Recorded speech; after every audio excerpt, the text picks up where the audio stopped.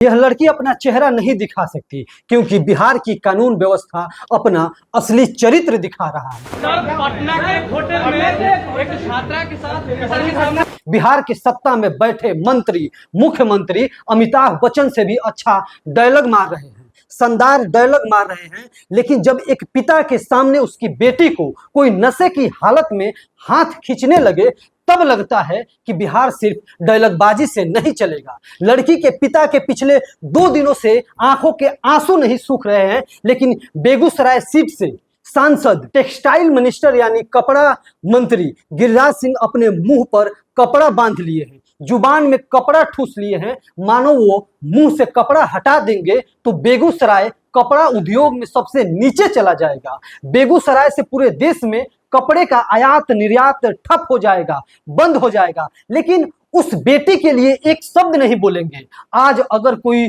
उनके टिक्का पर एक छोटी सी टिप्पणी कर दे तो तुरंत मुंह से कपड़ा हटाकर उसी कपड़े से मुंह पोंछ पोंछ कर इतना बोलेंगे कि उनकी नफरती बातें पूरे देश में फैल जाएगी। लेकिन अपने ही क्षेत्र के, अपने ही संसदीय क्षेत्र के पीड़ित बेटी पर एक शब्द नहीं बोल रहे हैं, चुप है। मानो बेटियों पर हो रहे अत्याचार पर बोलना उनके सिलेबस से बाहर है, आउट ऑफ सिलेबस है।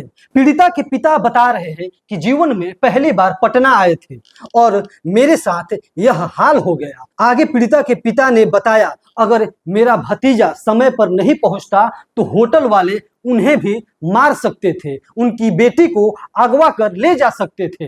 इतनी बड़ी घटना होने के बाद उनके पास अननोन नंबर से तमाम कॉल आ रहे हैं, धमकियां मिल रही है और बोला जा रहा है कि तुम चुप हो जाओ, नहीं तो तुमको केस लड़ने पटना ही आना है ना। सोचिए बिहार की क्या स्थिति है।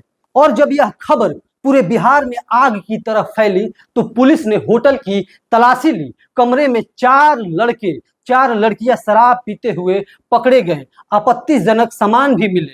होटल को सील कर दिया गया, लेकिन कोई आईडी वेरिफिकेशन नहीं, कोई सीसीटीवी कैमरा नहीं और होटल का लॉक अंदर से ठीक नहीं। अब बिहार के सबसे डायलॉगबाज मुख्यमंत्री को अपने अंदर झांक कर देखना चाहिए कि बिहार सिर्फ डायलॉग से नहीं चलेगा। बिहार चलाने के लिए शालीनता की जरूरत है, बिहार चलाने के लिए बुद्धि की जरूरत है और बुद्धि कभी विरासत में नहीं मिलती। बड़े बड़े मंचों से हरा गमछा, लाल गमछा, पीला गमछा करना बहुत आसान है, अपने शब्दों से अपराधियों को ठिकाना लगाना बहुत आसान है, 48 घंटे के अंदर अपराधियों को पकड़ना बहुत आसान है। लेकिन बिहार को समझना, बिहार को चलाना इतना आसान नहीं है। अब वो बेटी जो अपने उज्जवल भविष्य के लिए अपने पिता के कंधों पर हाथ रख के अपने पिता के साथ पटना आई थी, उस बेटी के सपनों को आपकी सरकार ने, आपकी कानून व्यवस्था ने उसके सपनों में चांद की तरह हमेशा के लिए दाग लगा दिया है, जो कभी मिटेगा नहीं। साथ ही उस पिता के कंधों को भी कमजोर कर दिया है, जो पिता अपने बेटी के लिए चूल्हा चौकी घर के चौखट से ऊपर सोचकर, घर के चौखट से बाहर निकालकर अपनी बेटी के भविष्य का सपना देख रहा था।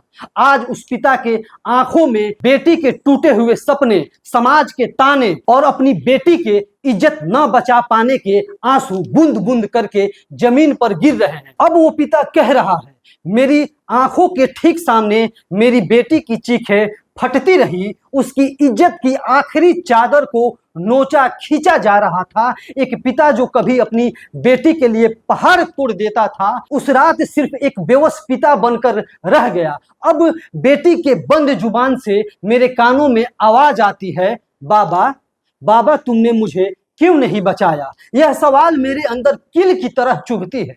उस बेटी के लिए, उस बेटी के बुलंद हौसले के लिए 2 शब्द जरूर लिखिए। और बिहार के सबसे डायलॉगबाज मुख्यमंत्री जो अपने शब्दों से सत्ता की सिंहासन पर विराजमान है, उनके बारे में भी लिखिएगा। और इस वीडियो को ज्यादा से ज्यादा शेयर कीजिए। धन्यवाद।